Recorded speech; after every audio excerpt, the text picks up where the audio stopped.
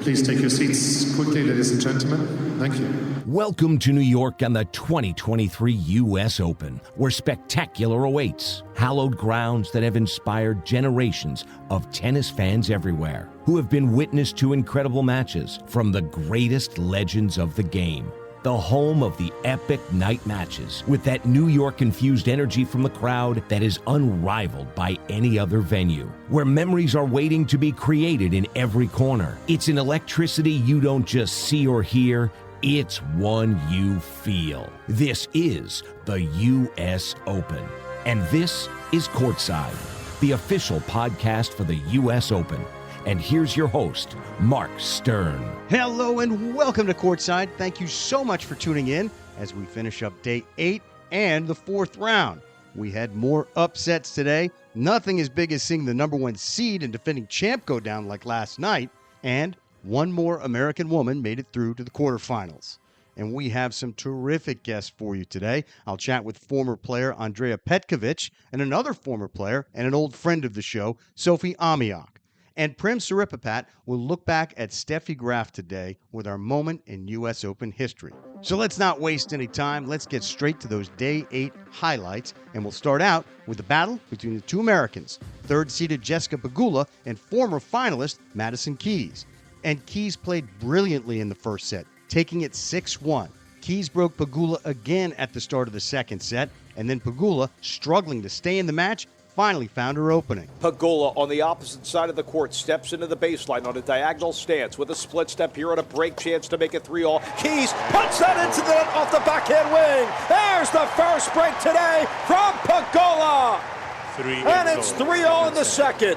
But Keys broke right back, and that seemed to take all the wind out of Pegula's sails. And it wouldn't be long before Keys put the match away. Match point for Keys returning. She jolts to her. Pegula drives it into the net. Madison Keys is into the third quarterfinal at the U.S. Open. And so a bit of a disappointing run for Pegula. One has to be excited for what Maddie Keys showed here today, as her excellent summer continues, building off of that quarterfinal appearance at Wimbledon. And so she'll move on to the quarters, and her opponent would be the winner of the Peyton Stearns-Marketa Vondrousova match on Armstrong. The first set was a tight one.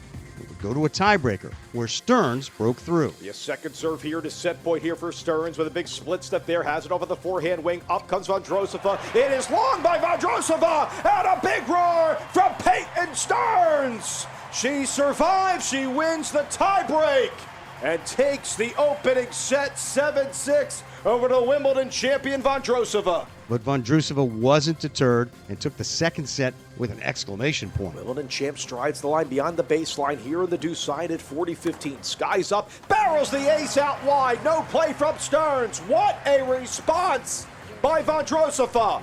We are going the distance. She takes that second set 6-3. And Stearns didn't have any answers in the third set, and before long, Vondrousova was booking her ticket to the quarters. It's a kick serve into the backhand of Stearns. She fights it off there with a right down the middle. Vondrousova bats it back here. Stearns on the rise with the forehand. Missing long on the outside of the court. The Wimbledon champ is through to her first U.S. Open quarterfinal. Afterwards, she talked about how she was able to get the win over a stubborn opponent. Yeah, I mean, she was playing great from the beginning, so I just tried to stay in the game, and focus on every point. And yeah, I mean, she's a very dangerous player, and I feel like, she has a great future ahead of her. So, yeah, it was a very tough match. Yes, it was a tough match, but the mission is survive and advance. And Vondrousova is very much alive, as are her hopes to win the final 2 slams of the year. So that brought us to the match between the 5-seed Ons Jabeur and Zheng Qinwen on Armstrong. Jabeur had been hobbled by some kind of illness throughout the tournament. Would she be healthy enough now to put up a good fight in this match? Unfortunately, the answer seemed to be no. And that, combined with an excellent day from Zheng, spelled trouble for Jabeur. Good stuff from Zheng. Then she's on the stretch. That's her squeaking. However, Jabeur with a chance to finish misses it. Top of the tape, ball landing on her side. And it's Zheng Qinwen who has taken the first set. Jabeur fell behind quickly in the second set and soon found herself down 5-2. With Zheng serving to try and get to her first quarterfinal at a major, Jabeur made one final stand, breaking Zheng, then holding to make it 5-4. But that was all she could muster, and Zheng finally cashed in. Up goes the ball toss. Then the contact to the forehand from Jabeur, slice return. And then there's the Jabeur forehand going into the net.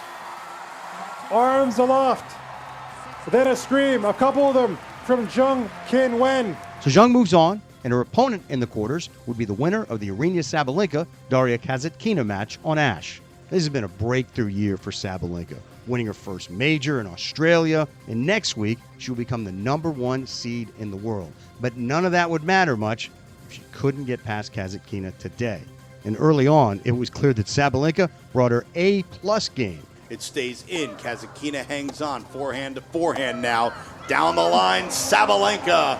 Forehand winner, and it's 3-1 to the #2 seed. I mean, Russ, I'm sitting here amazed. I mean, she literally hit 3 shots there, and each one kept getting faster and faster. Shortly after that, she put the set away. Return to the forehand, down the line to the forehand of Kasatkina. Now forehand to forehand they go. Sabalenka, booming forehand winner, finishes the first set in apropos fashion and wins it in 28 minutes, 6-1. Sabalenka kept the pressure on Kasatkina in the second set, building a 5-2 lead.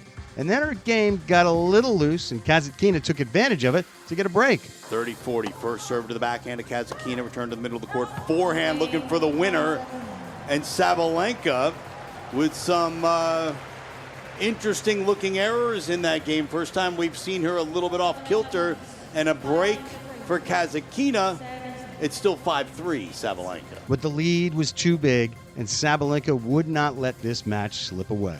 Kasatkina forehand to the backhand, now cross court to the backhand of Kasatkina. Backhand cross court again to backhand of Kasatkina, and Kasatkina's backhand sails long.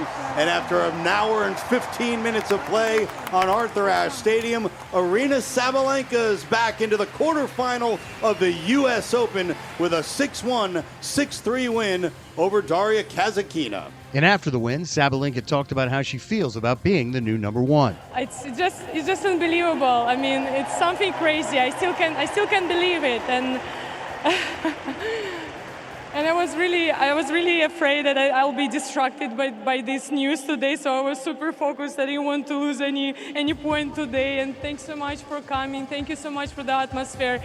I really miss this stadium, this atmosphere. Thanks a lot. So a very impressive performance with the soon-to-be world #1, and now she too will have a chance to win her second Grand Slam of 2023. And with 2 Americans left in the draw, there's still a great chance for the U.S. to bring home the title. So that wraps up the women's draw for the quarters and brings us to the men's side. We'll begin there with #1 seed and defending champ Carlos Alcaraz, who met Matteo Arnaldi on Ash, with the roof closed as a little rain came through the Billie Jean King National Tennis Center earlier today. But open or shut, nothing seems to get in the way of Alcaraz, and it wouldn't take long for him to get the early lead. Alcaraz in it net. Arnaldi, instead of lobbing, tried to go cross-court with a passing winner. Problem was it missed wide, and that is the opening set to Carlos Alcaraz.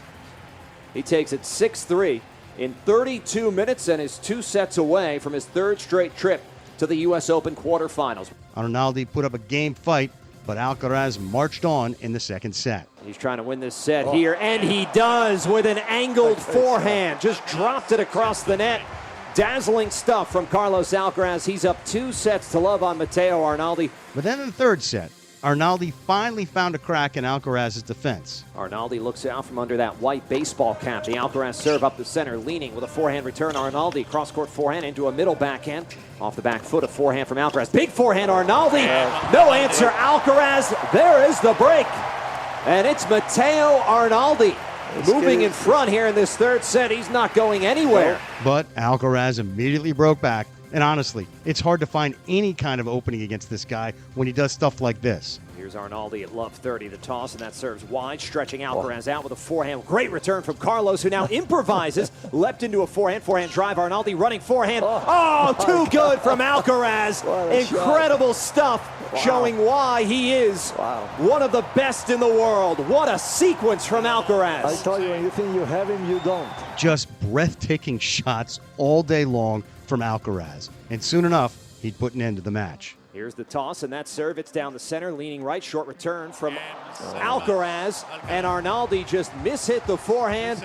And Carlos Alcaraz joins Andre Agassi as the only men before 21 to reach 3 U.S. Open quarterfinals. And afterwards, he was asked about his possible opponent in the quarterfinals, which would be either Alex Zverev or Jannik Sinner. Against I'm going to play, it's going to be a really tough quarterfinal. If I play against Sasa or Jannik, that's for sure. But, everybody knows about the match last year against Jannik. It's probably could be a great quarterfinal, but they have to play. So let's see. Against I'm going to play tomorrow. In quarterfinal. Well, that Zverev and Sinner match was the last of the day, and we'll get to that in just a little bit. But next, we'll go to the one between Andrei Rublev and Jack Draper. Now, Rublev is still trying to make it past the quarterfinals of a major, and Draper, he's a gritty player coming back from injuries.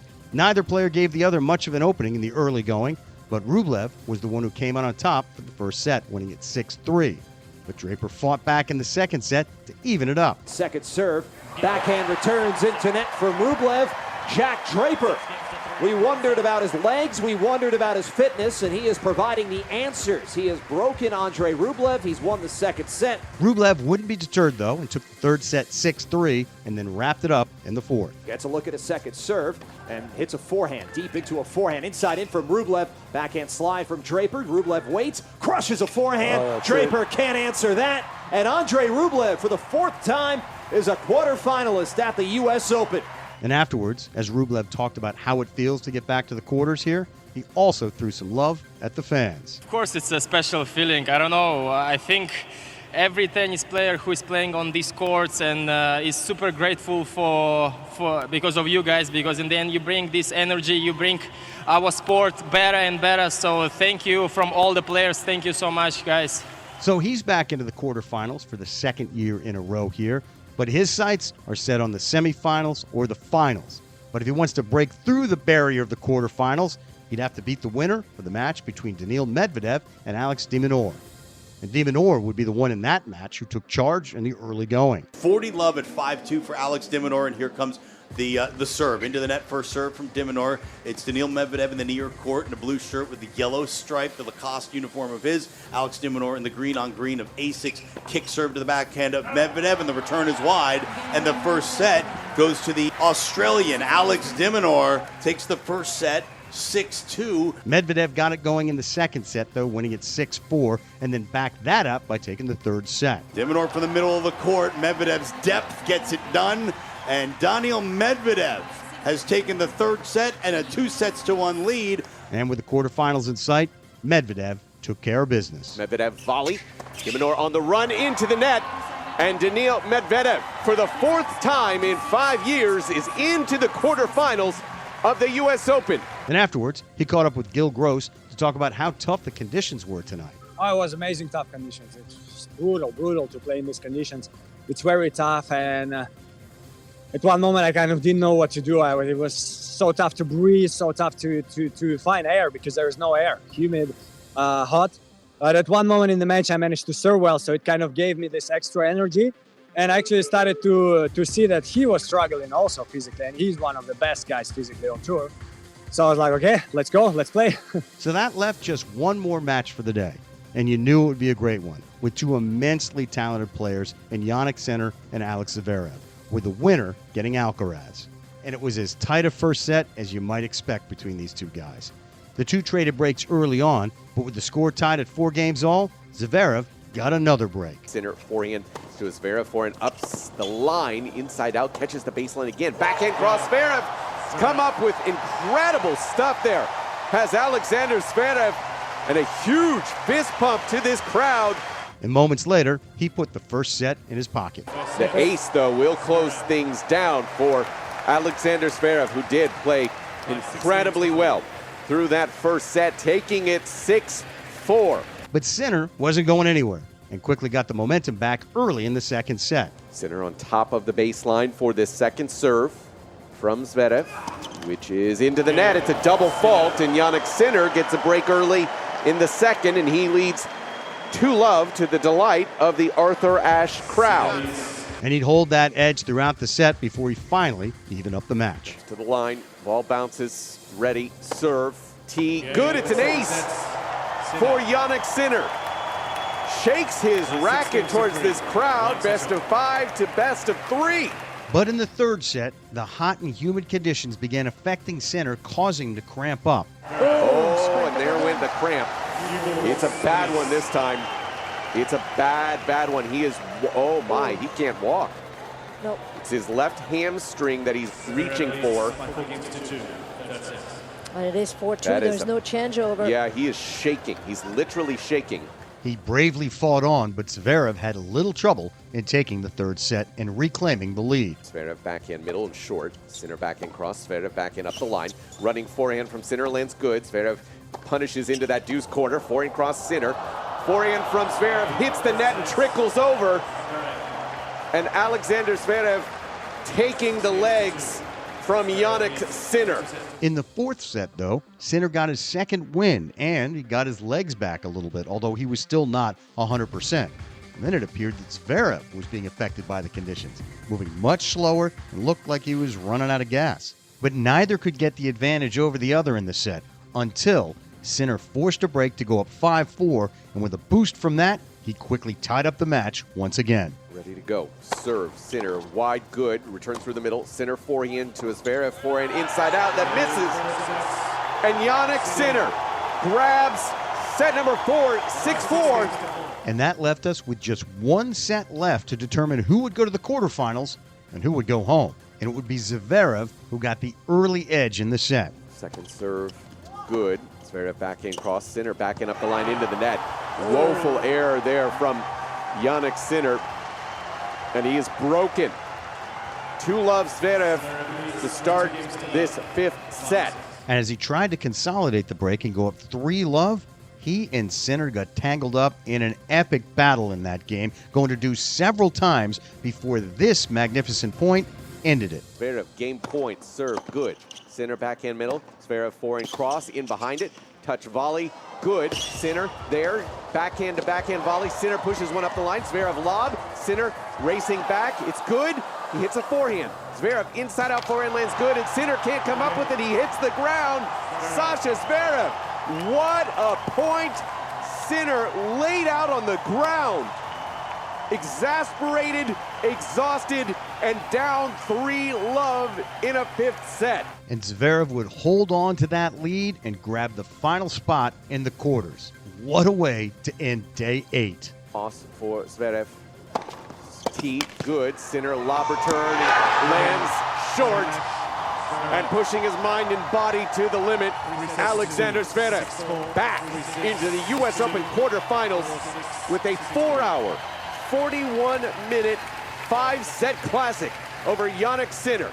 6-4, 3-6, 6-2, 4-6, 6-3.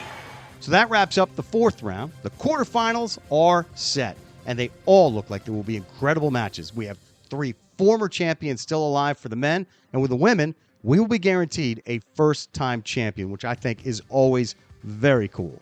Still to come, I'll talk to Andrea Petkovic and Sophie Amiach, but right now, Prim Siripapat has this for us. Welcome to this moment in U.S. Open history. 18-year-old Steffi Graf served notice in 1987 that she would be a force to be reckoned with, winning the French Open, making it to the finals of Wimbledon and the U.S. Open, and taking over the #1 ranking from Martina Navratilova. But nobody expected her to do what she did in 1988. She began by beating Chris Evert to win the Australian Open. She followed that up with the most dominating win ever in a Grand Slam final. She beat Natasha Zvereva 6-love, 6-love in an astonishing 34 minutes. That's the official time given, even though there were 32 minutes of actual playing time. That is the shortest slam final ever, and is also the only time in modern history that someone dropped a double bagel in the finals. A further sign of Graf's dominance was that Zvereva managed to win only 13 points in the entire match. Graf wasn't done. Up next was Wimbledon, and a showdown with the 6-time defending champion, Martina Navratilova. Graf jumped out to a 4-2 lead in the first set, but Martina rallied to win the set 7-5 and was up 2-love in the second with all the momentum in the world. And just when it looked like Navratilova would be hoisting the trophy for a 7th year in a row, Graf came alive and stunningly won 12 of the next 13 games to win the title. The victory avenged her loss to Martina in the 1987 Wimbledon finals, and it also made the idea of winning the calendar Grand Slam a real possibility. Only 2 people had achieved this in the Open era: Rod Laver in 1969 and Margaret Court in 1970. All that stood in Graf's way from joining that very select group was a U.S. Open.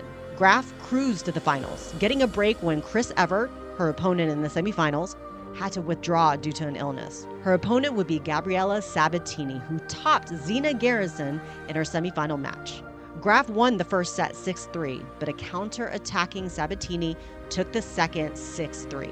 But Graf broke Sabatini to go up 2-love in the final set and never looked back, winning it 6-1 to capture her first of what would eventually be 5 U.S. Open titles. The set she lost to Sabatini was the only set she dropped during the entire tournament. The win also gave her the calendar Grand Slam, but she wasn't done yet. Later that month, she would travel to Seoul for the Olympics and would beat Sabatini again in the finals to win a gold medal, giving her what would be called the Golden Slam, something nobody has ever accomplished. Graf went on to have a brilliant career and is considered by many to be the greatest player of all time.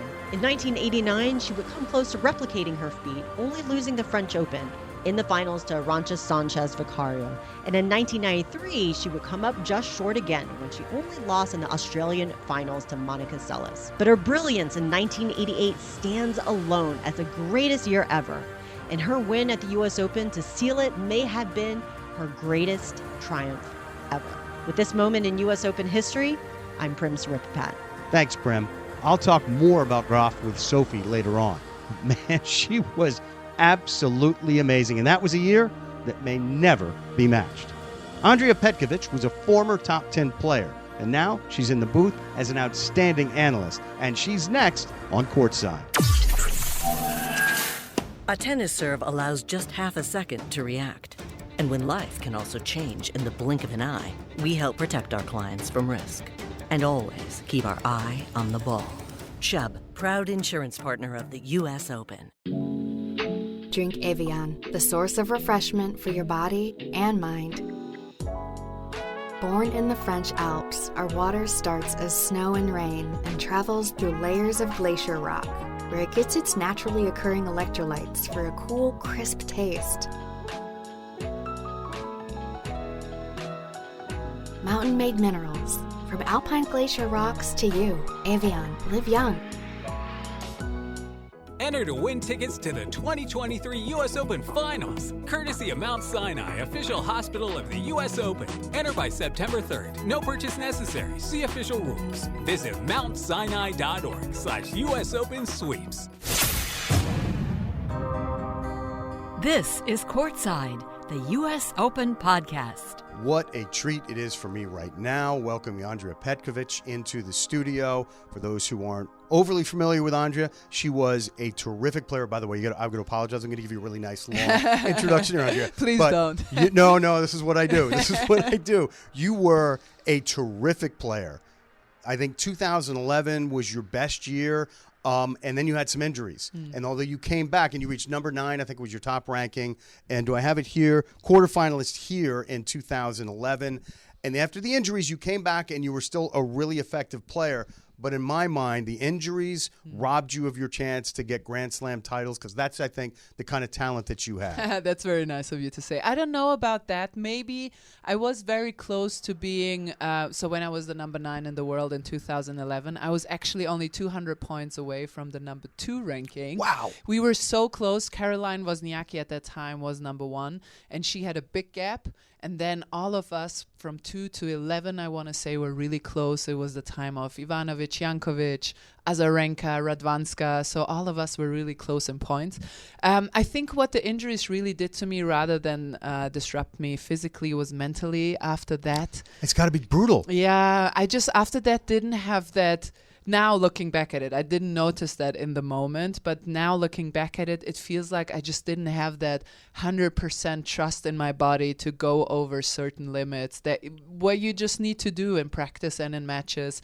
And it just seemed like I was always worried of re-injuring myself, and just a little blockage there, just like a limitation that didn't allow me to find my full potential again after that. But I do think as a personality and for my character, it's actually been very helpful to struggle through all of this. And but as a tennis player, I was a little bit sad. No, sure. Well, doubt is the killer of everything. Yeah. Like in belief, and you see it within matches. You know, it's like, I have doubt that I can win this, and you get out there and you've almost beaten yourself before you get on the court. And then if you have success, say in the first set of a match, you're like, wait a minute, I can do this. And so I think doubt and belief, I know that's a very general speaking thing, but when you have doubt in the back of your mind, I think that ends up being the doom for players. 100%. I mean, we saw it yesterday with Iga Świątek and Jelena Ostapenko. From the beginning on, Ostapenko was on the court, and that 3-0 head-to-head record that Jelena has over Iga was sort of flying in the air. You could see the way she was walking. She had that stride. She had the confidence. And Iga, the minute she met a bit of adversity, you could see the doubt in her face. And I really think that made the difference, because in the first set, Iga really had figured out how to play Ostapenko. She was more aggressive than she had been in the matches before. And Ostapenko had 12 forced errors compared to Iga's 3 or 4. And I think you can see so much in the forced error statistic because it gives you a glimpse of who's dominating the rallies. Right, who's dictating, Exactly, who's dictating. And so exactly what you're saying, the doubt in the end cost Iga the match, and Ostapenko zoning so hard in that third set like I've never seen anybody zone. It was amazing. And you know, I was stunned. You know, I wasn't aware of the head-to-head matchups before the match. I said, well, Iga's, crushing everybody. And this is no offense against Jelena because she's a terrific player. But the way Iga's playing, I thought, well, this is going to be a piece of cake. And you could see it in as the match went on. And it was almost like Iga couldn't figure out any answers. Like she just reverted back. I'm just going to hit it in the middle of the court. And it was, and the frustration that you could see physically in her towards the end of the match, you don't see that much from her. Yeah, it was really palpable. And Ostapenko said it in her presser. She said that Iga struggles against big hitters, and that's the truth. If you look at her record, the players that tend to trouble her are the Rybakinas of the world, the Danielle Collinses, the Jelena Ostapenkos. And I do think that especially players who have a good backhand down the line can trouble her, because Iga has that extreme grip on the forehand. It's a weapon for her when she has a bit of time to set up. But when somebody can force her and rush her into that wing, she can struggle. And I do think it's a bad matchup for her. But still, she had everything in her hand in that first set. She really did. And then she got broken to begin the second set, and that's really what all started to fall apart. Were there players when you were playing that you faced that you might have been better than higher ranking, but they just had your number? Were there players you're like, oh my God, I just don't want to play, that's a bad matchup? Or mentally you're like, it's in my head that I can't beat this person? Was there anyone like that with you? Well, in the last few years, I wasn't able to beat Sasnovic. Okay. Alexandra Sasnovic. She's a great player. She, when she's speaking, she can really beat anybody, but she has sometimes she's struggling with consistency, but when she plays well, she plays really well. Reached the finals of Brisbane. So she is a great player, but just the way she plays was bothering me, because sometimes it felt like she didn't know where she was, or differently put, I couldn't really read her game. And I really relied on what helps me now in my position as an analyst. I really relied on reading the game, on analyzing the game, and figuring out game plans while I was on court. And that was really hard for me. And then other players that I always struggled against were Agnieszka Radwanska. Oh, yeah. Who I never beat in my career. And that's really, when she retired, I sent her a message. And I said, you cannot be serious to retire before I got at least one match against you under my belt. So that was really a frustrating moment in my career when Radwanska retired. Oh, that's funny. That's funny. So, and by the way, I should have pointed this out. I've had a chance to catch you on the world feed, the broadcasting. You're a great listen. You really, really obviously know your stuff because you were a top player. But sometimes it doesn't translate into the booth, and with you, it definitely does. And you were on the call this morning. And by the way, I should point this out. Hold on. I like to be accurate with the time. Okay, it's 2:20 p.m. So if you're wondering why we're not talking about certain matches or other matches, because it's the middle of the afternoon. And literally right to outside of us, Carlos Alcaraz is taking on Matteo Arnaldi, and Alcaraz won the first set. I can't see the second set. I think he's up 2-love. But we'll talk about Carlos in a second. Yes. I just want to paint the scene for everybody. But you were calling the Vondrousova Peyton Stearns match this morning. Peyton Stearns comes out, wins that first set 7-6. I'm like, oh, wow. This is a surprise. The American really taking it to her, the reigning Wimbledon champ. But then Vondrousova seemed like she just sort of figured it out and rolled from that point on. Yeah, you know what? It was really a matter of consistency versus big weapons in the arsenal. And Peyton Stearns really has a tremendous amount of potential and talent. Beautiful forehand. And when she has a little bit of time to set up for it, she finds angles. She can accelerate. She can play with rotation. So she really has a lot of great things in her repertoire. The only thing that was lacking a bit today for her was, and I think that's the lack of experience in being in these matches and playing these top players. She would have moments of absolute brilliance and then intertwined with moments of just playing a few loose points. And I think that match today, if she takes it as a positive, and if she sits down with her team and analyzes it, it could really be a click moment, because the only thing that she needs to get into her game is that point-by-point mentality, right? To keep your level up and over and over and over again. And Vondrousova was sort of staying on the same level, making a lot of balls, and when she needed to, just giving a bit of extra. And then in the end won with her consistency. And I think if Peyton can get that into her game as well, she will be a real contender on the WTA Tour. I've always thought, and we've talked about this on the show a lot, I've always thought the hardest thing in tennis is forgetting the last point. Right.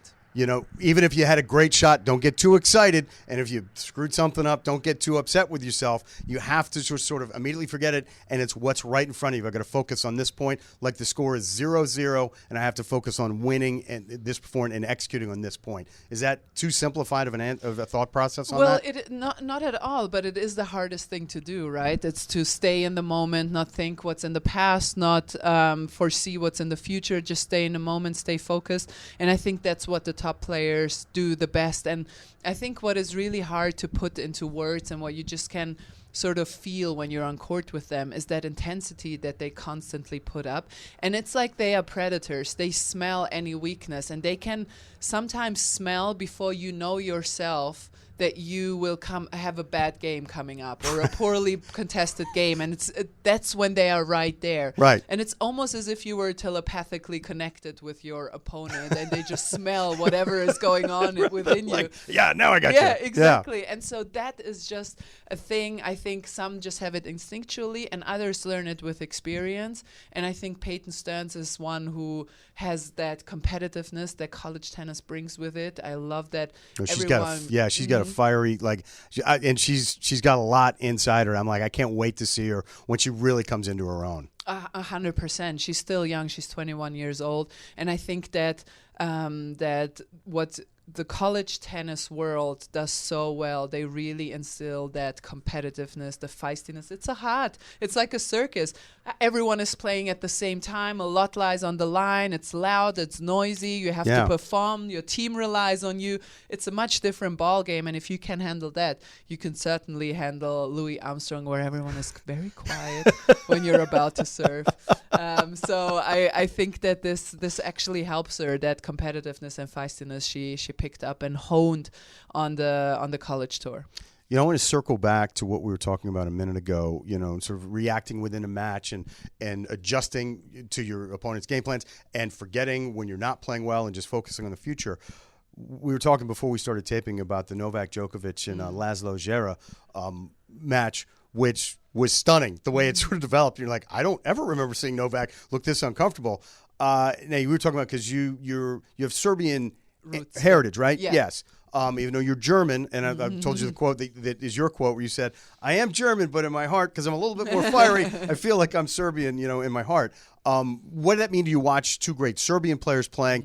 And you said and I believe you weren't surprised at all, really watching how Jera really took it to Djokovic. Well, yeah, I wasn't surprised because, first of all, I know how well Laszlo Jera can play. That's the one part of it. And the other part, I really believe that having practiced with Novak a lot of times, Jera, grown up next to him, watching him play, seeing when he's struggling in a practice court, when he's trying to develop a skill. I really think that is absolutely crucial when you play somebody, when you're not stunned by the reverence you have for the opposing side, right? And Novak deserves the reverence. He's the greatest of all time.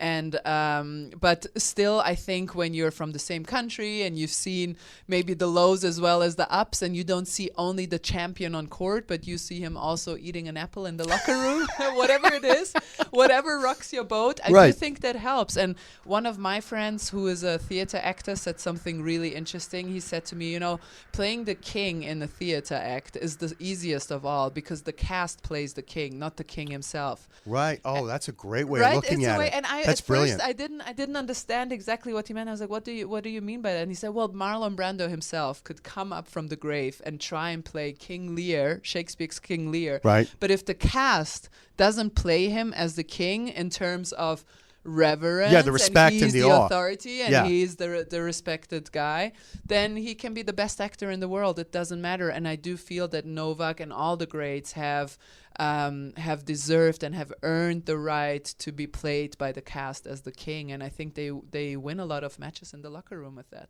Oh, I would think 100% that's the case, unless you're seeing eating an apple, which now I love that phrase. And it was coming to me as we were talking, the old phrase, familiarity breeds contempt. If you're familiar with somebody, like, I'm not putting you up on a pedestal, I know who you are, and up until the third set, I thought, wow, this is real. Djokovic might lose this. And then he breaks Jera to open that set, and you're like, okay, that's it. Yeah. Almost the way that, Iga gets broken in that first set, or that second set against Ostapenko, and you're like, that spell was broken, Exactly, yeah. And I love that you're bringing up Shakespeare, because I also read something about you that when you were on tour, and I'm thinking you still do this, you would bring a specific book and read that during the tournament. I think you said you read Goethe, you read Wilde. Who are you reading right now? I'm actually reading an American author, Gabby Steingart, right now. It's called Our Friends, or Our Country Friends is the name of the book. It's a really good book.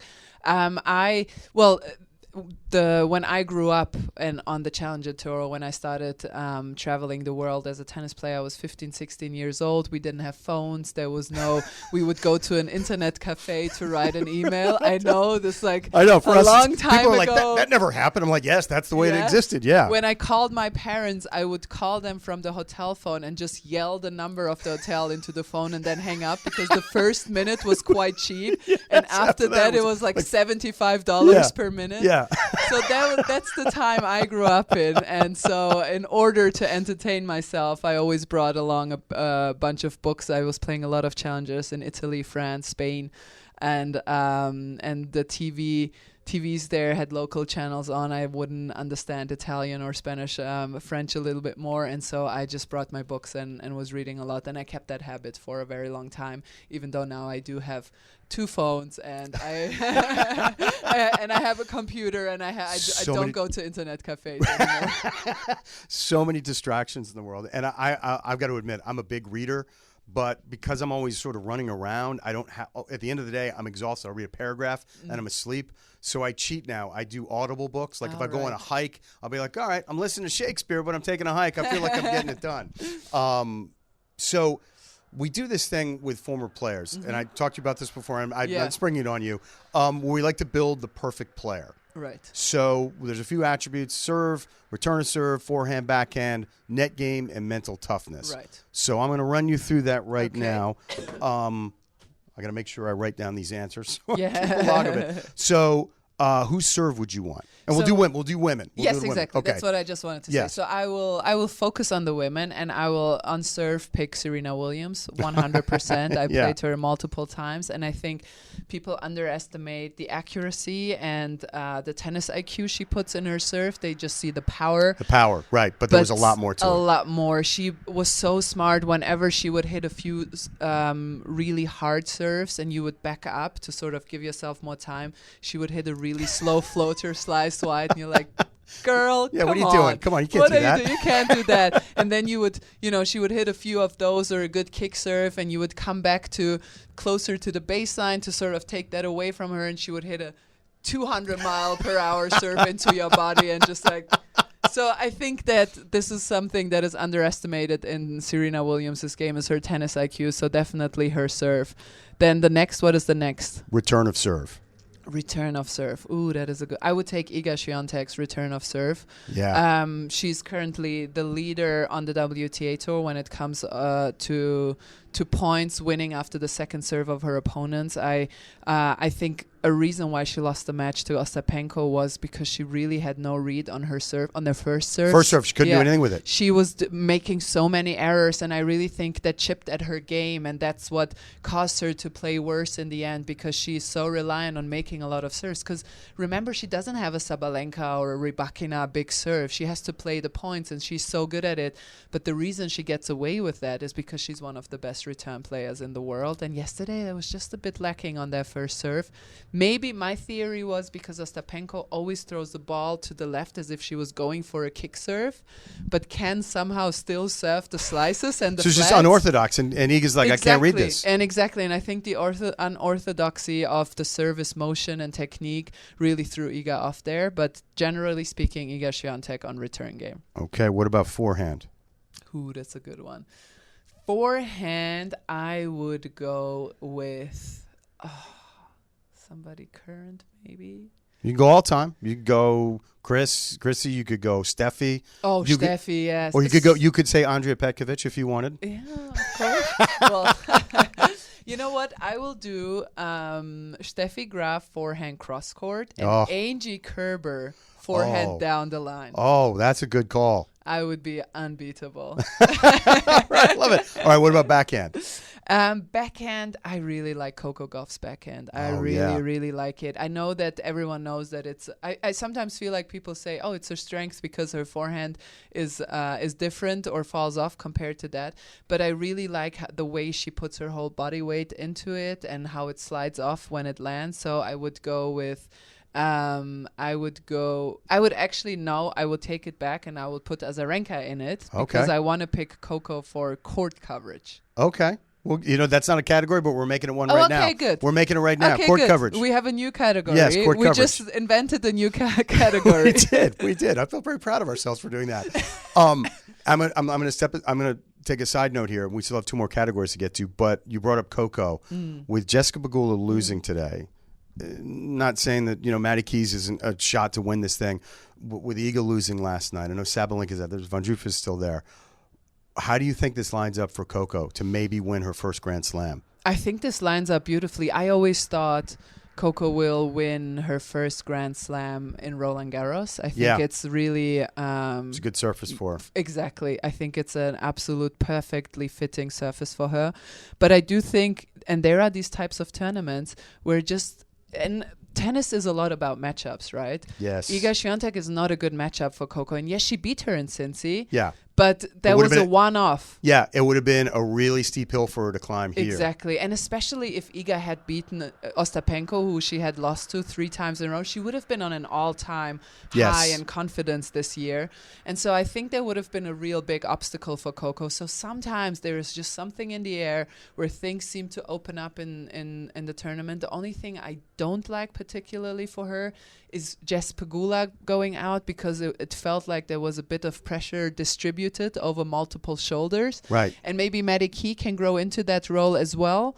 But I would hate for her that everyone now focuses on her. Right. Which will happen, of course. That's just how it is. It's gonna, but she seems to be so laser focused and locked in that she's blocking out a lot of the noise outside.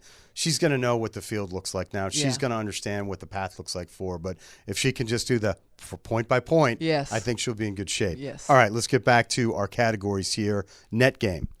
Net game, I will go with Barbora Strycova. Okay, sure. Oh, I loved her net game always, and she was a really strange, fun player to play against, and frustrating to play against because she was a counterpuncher, and normally counterpunchers are more on the defensive side. But what she would do when you did drop a ball short, and she's great doubles player, was number 1 in the world. Yes. Won Wimbledon this year. Yeah, no, she's that awesome. That was unbelievable. She would sort of push the ball down the line and come to the net. And even though she's very small, it was so hard to pass her because she has such great anticipation and such great hands.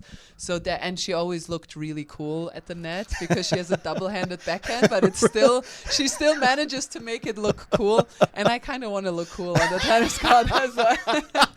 I love it. So definitely Barbora Strycova for net game. Okay, and that brings us to our last category, mental toughness. Maria Sharapova. Oh, okay. Yeah, and right. just because Serena obviously is right up there with mental toughness. I already used her serve, so I can't overuse Serena. There are really no rules in this game. Oh, okay, so, good. Somehow that rule that I made in my hand that I can't use 2 things from one player. That's okay. But what I really liked about Maria Sharapova is that it seemed like to me, at least, it felt, obviously, I'm not in the head, I can't say, but to me, it felt like Serena's mental fortitude was natural, like she just had it.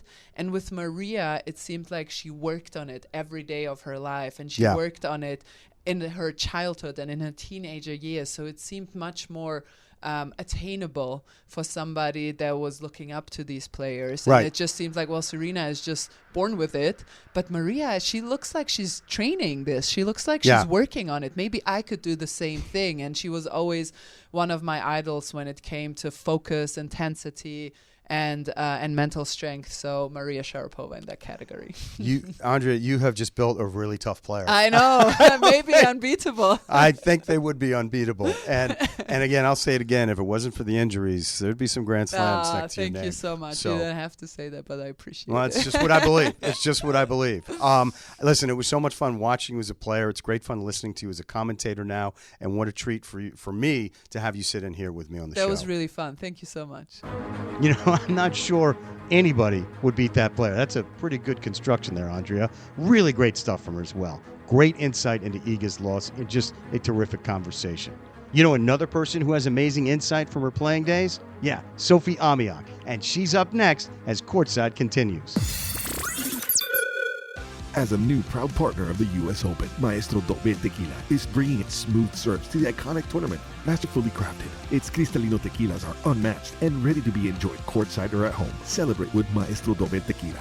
Proximo, Jersey City, New Jersey. mRNA. Game, set, match. Moderna is working to deliver the greatest possible impact to people through mRNA medicines. See what mRNA could do at aboutmRNA.com. Proud sponsor of the U.S. Open. Moderna. This changes everything. Play safe in the sun with La Roche-Posay Ultralight Sunscreen. It blocks up to 98% of UVB rays and helps prevent visible sun damage with UVA UVB protection and antioxidants. La Roche-Posay, the official sunscreen of the U.S. Open. This is Courtside, the U.S. Open podcast. You know, I've seen Sophie Amiach around in the U.S. Open radio booth, around the grounds of the Billie Jean King National Tennis Center. We've hugged, we've embraced, we just shared gelato. But now I'm truly excited because we're getting to sit down and chat. And I have to say about the gelato, thank you. Because you know, my first response was, I can't have it. No, it's sweet. Like, I can't eat fat stuff or whatever. And you said, really? It's the best gelato you ever have. And you know what? It was. I was glad I twisted your hand on that one. And picking strawberry as gelato was an odd pick. But hey, why not? I'm sure every the gelato here at the U.S. Open is incredible. It's like my Achilles heel.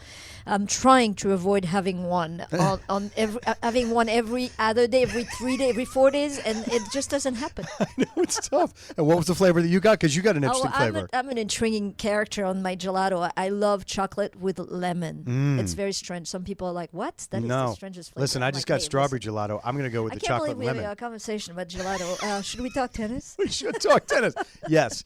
And I want to start with something because we chatted about this just before we started rolling. Earlier in the show, you heard Prem Siripapat talking about Steffi Graf, winning the Grand Slam, the calendar Grand Slam in 1988, finishing up here at the U.S. Open, beating Gabriela Sabatini, and then going on to get the Golden Slam by beating Sabatini again in the Seoul Olympics. And I asked you, I said, did you ever play Steffi Graf? And I said, unfortunately, yes. So you know what the score could have been, the results was just by saying unfortunately, yes.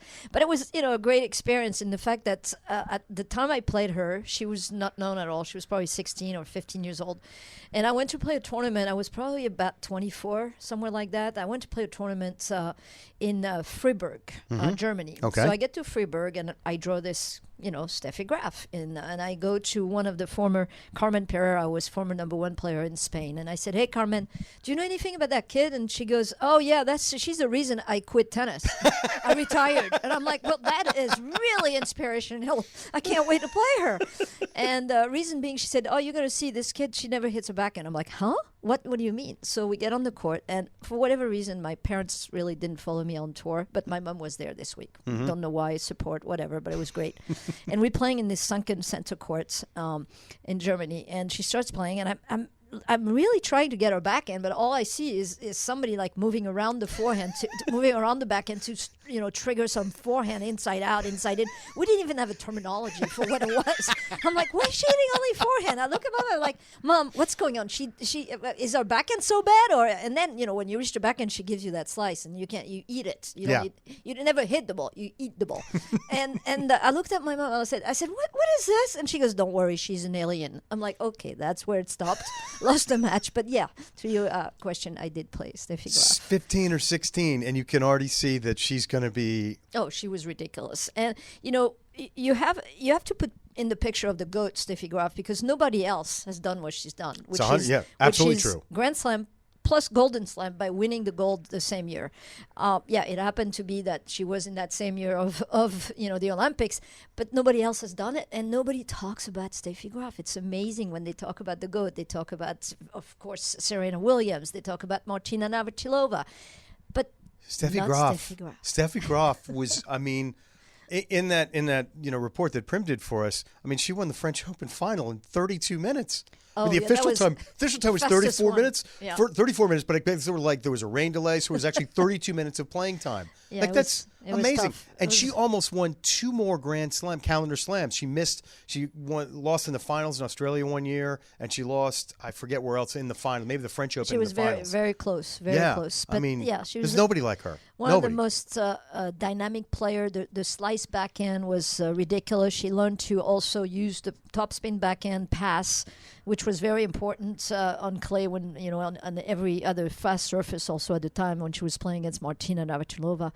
at times, or Gabby was coming to the net, Gabriela Sabatini. So, a very very incredible player that is not. Not forgotten, but almost forgotten because she's not in the world of tennis. She's not commentating. No, she's not in majors. She's very private. She's very, living her own private. life. Yeah. She's living in Las Vegas with Andrea. She has kids to take care of. Well, they're not kids anymore, but now they're all becoming really good athletes as well. So, yeah, she always liked it that way, though. The minute that she finished playing tennis, she was gone. Pretty much gone. So, but what I'm hearing from our conversation right now, and Steffi, I know you're listening because you're a big listener to the show. She is.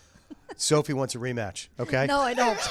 I absolutely don't. I would like a rematch in pickleball. Yeah, that I'll take. Okay, that I'll do. Yeah, all right, Steffi. You give Steffi, have your people call us. We'll set that up. So we saw what I was pretty surprised by this today and what Maddie Keys did to Jess Pegula. This takes nothing away from Madison Keys, who was a finalist here a few years ago, but she just, sometimes, and we saw this with Iga last night, you just get in a matchup, and it seems like one player just can't really find the rhythm. They just look out of sorts. Saw it with Djokovic the other night for the first 2 sets against Jera, but Jess never really looked comfortable today. Well, when you have Madison Keys playing pretty much on cloud 9, which is what she did, and she said it today, she said it was probably one of the best matches in my career, okay? And how many has she played? Many. Lot. So this is telling of the level of play that she has had. I don't think that she had only one break point against her, I believe. I think she only lost twice her serve throughout the whole tournament. Yeah. So her numbers right now are piling up in such ways that when Madison Keys can hit the ball and is really really consistent in her playing. She can beat anybody. And on top of that, she's been there, done that. She's been all the way to the final. She knows what it feels like to get there. She knows not only that what it takes, but she knows she can do it. Because if you've done it once, as Billie Jean King would say, you can always do it again. And she was talking about shot selection or shot making. But you know what? Also, as finalists, you know that you have the ability to get there mentally, and it's huge. And I think she just played so well, and Jess just didn't have anything to really combat the striking of the strokes and the serve of Keys today. Yeah, and you could see it in her body language as the match went on. She was like, I just don't have any answers for this. You know, and I wonder, we've now seen Iga go out the number 1 seed, now Jess the number 2 seed. Ons Jabeur, a finalist last year, lost today. Even though, and this is nothing taking away from Zheng, who played a terrific match, but Ons has not felt well. She's not been 100% for the whole tournament. But as you see these top players dropping out, Coco's left, Aryna Sabalenka is left. Well, I'm sorry, right now Arena's alive because she's in a match with Daria Kasatkina. We don't know who's going to win this match, although Sabalenka, as Sophie and I are talking, is up 4-1 here in the first. But how do you see the field shaping out now, and who do you see maybe is going to take advantage of the fact that Iga or Jess or Ons is no longer playing? Well, first of all, you have to talk about Sabalenka. She woke up this morning being number 1 player in the world. I mean, this is what's going to happen in the ranking on Monday. Yes, it's a great point. Because of Swiatek losing last night against Ostapenko. So now you're coming with a target in the back of your, on your shirt, and as target as number 1, everybody's going to want to beat you for sure. It is, it is always like this. But I think that obviously she's reacting pretty well against Kasatkina right now, who had some really tough matches to get to that point, that 4th round. So it's going to be a tricky one for her tonight. I think Sabalenka, I think there's so many players who have the potential of winning this tournament, which is great. I think we're going to have, obviously, I don't think, but I know we're going to have obviously a new champion here at the U.S. Open this year on the women's side, which is fabulous to see. I love Muchova. I think Muchova has been showing she really has been playing great. All game, all type play game. She can come in, she can serve and volley, she can slice, she can dive, she can drop shot, she has all the tools. She loves to also return and be aggressive. We saw Kirstea resurging here in the quarterfinals for the first time in so many years, 2009 maybe, something like this. Yeah. She made Belinda Bencic look not great. She's made a lot of players not looking great. Yeah, and then you talk Coco Gauff beating Wozniacki, could be Coco Gauff's mother almost right now. I think that it was a tremendous effort for Wozniacki to be back to that level and compete at that level after 3 years and 2 kids. It's amazing. It's like what? This would have never even been talked about, in my age, because in my days, because no woman were to have a career and have kids. It was impossible. No, if you had a kid and you're on the tour, you're done, right? So it's fabulous to see this. And by the way, and I know you talked about this, I know we've all talked about this, 10 mothers in the field. Yep. Wasn't that amazing? Yep. It's lovely. And amazing. I got to talk to Taylor Townsend briefly yesterday, and I just wanted to ask her, and it was so great to hear her thoughts on that and how excited she was, and I hope that she gets to raise the trophy for her kid to see. Yeah, that would be great. That would be great. And we have also Ostapenko-Swiatek last night was... not surprising to me because Ostapenko can beat pretty much any player on the planet. And she owns Iga. She owns Iga, obviously. She owned her before, and she still owns her now with a 4-0 record against Iga Swiatek, the only players to have beaten the number 1 player in the world before she was number 1, but the only player who have beaten Swiatek 4 times in a row is a 4-0 record. And the way she played Ostapenko, what are you going to say? She's going to hit the ball. She's going to go to plan A. Plan A is to hit the ball. Let's hit the ball. And if I don't hit it hard enough, let's hit it harder. Right. And if if I don't come close to the line, let's get closer to that line. So I think she often took the racket off the hand of Swiatek. I mean, who was desperately trying to hold on to her racket at some point because of, 1, the pace of Ostapenko, 2, the conditions were very, very, very humid last night. And she was handling it a little bit differently than in the past. I think didn't do also some I think when you're playing against Ostapenko and you see that ball coming fast to your forehand and you have a loop forehand, you're going to have to react and get that loop to go a little faster to make up the time for the pace of the ball coming that fast in your racket. And she never did. She kept hitting frame after frame. Yeah. And, for her to not make the adjustment, as we know, she has been like so on top of things throughout the last 2 years. With last year when she lost to Ostapenko in 2022, she ended up winning 37 matches after that in a row. Yeah. So not to, I don't want to diminish at all, Swiatek, but this is probably the worst match I've seen her play in, what, 2-3 years? 2.5 years, 3 years? Yeah. No, I would agree. It was completely uncharacteristic.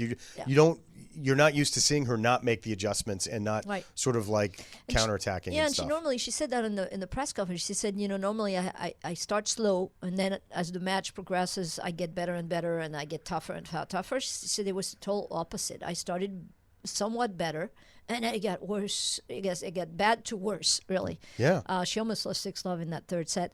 Yes, she did. Barely won any points, and but credit to Ostapenko, who's definitely playing the game that she's played throughout these years, and it's working. Absolutely. And now this is something I touched on with Andrea Petkovic earlier. When you were playing, was there somebody that just owned you, or that like it didn't matter what your ranking was or whatever? When you saw them across the net, it was almost like, I just you haven't had success against them, and it's almost like you're down a set when you walk onto the court. Well, first there were a lot of players who owned me. I didn't own that many.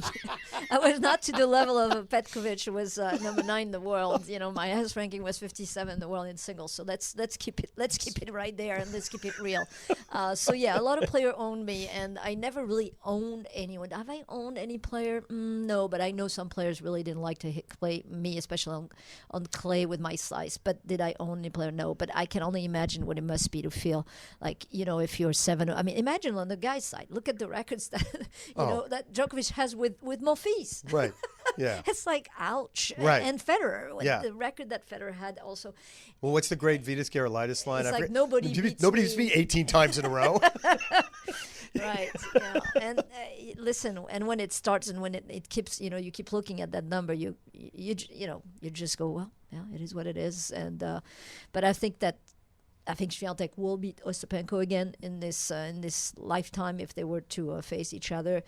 I do think that Ostapenko played really well last night. She did. Just compare. Well, the unforced error to winners count were there. We're so close, and that's important. And I think that she was relentless as far as how much she can hit the ball and how hard she can hit it. She's got a cannon. That forehand, that serve, it's coming right at you. Well, the serve, what really shocked me, and I said that on the radio last night when I was commentating I was with Nick McCarville, and I said, what's amazing to me is that she's not making adjustments anywhere in the game. Because if you rewatch the match, you will see that 99.9% of the serves that were winners or aces from Ostapenko were always on the tee, on the do side or the ad side. Not once did Swiatek maybe move one step to her left. Right, on to the make an adjustment. You got to make the adjustment. To the right, and open that other area and say, you know what? I know you're going to serve to the tee. I know this is your favorite side. Go ahead and try the other side and see if you can make it as good. And if you can, my hat tip to you. Well done, good shot. But she's never made any of those adjustments. It's almost like her mind was so out of experience, body experience of being there. Like she felt like the body was there, but there was no mind, no head, assembled to it. It was like so. It was disjointed to me. It was odd to see her like that. Yeah. And I know this is something that you and I have probably talked about, and I know I've talked about it a lot on the show over the years. In every other sport, when you go back to the bench, you have a coach there who says to you, look, this is what I'm seeing. This is what you need to do. And I know there's coaching, you can have a conversation, but it's not the same as like, I'm going to draw you a diagram and see exactly. And I don't think we'll ever get there with tennis, but it just reinforces how difficult it is. You're on an island in a lot of ways when you're in a match like that, and it's up to you to figure it out and up to you to try and turn it around. Yeah, but I think that, because of the coaching, I'm shocked that maybe they said it. I don't know. I can't understand, what they're saying to each other. I can't understand the language, but maybe they did say it. Maybe she was not even receptive to it. Or if they didn't say it, then shame on them, because that is a coach duty, is to figure out things for your player. That's why you're a coach. And now that you can talk to your player, even more shame on you because you have no excuse. Yeah. It's tough to be a coach these days because, again, everybody hears what you're saying. Mm-hmm. And a lot of times I see the players barking at the well, and most of the time, they're not very excited about their box. I mean, this is like a way for some to get to get their game going and their, I guess their energy is to yell at their box. But on the other hand, the coach's duty is to figure out what's going on in this match. If it's not working, or even if it's working, to keep sending messages. Yes, keep it going and keep the ball moving. Yeah. Right. I will leave you on this, and we've shared a couple of stories off mic about how much we love watching Daniil Medvedev play. He's a wonderfully quirky player. He's brilliantly talented. I don't know if you saw this the other night. He was barking at his box. And he was? No. Yeah. And then there was some kind of big timeout, and then he went and he sat down. I think it was when there was a rain timeout and they had to close the roof at Ash.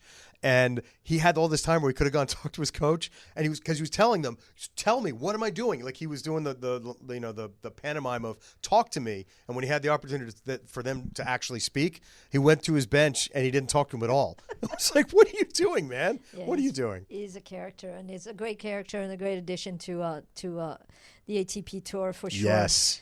Having trouble right now as we are watching on the screen where de Minaur is ahead. Just de Minaur, the Australian, playing some really good tennis, solid, one of the fastest on court. He's up 6-2 4-all, and this could be very dangerous for Medvedev, to say the least.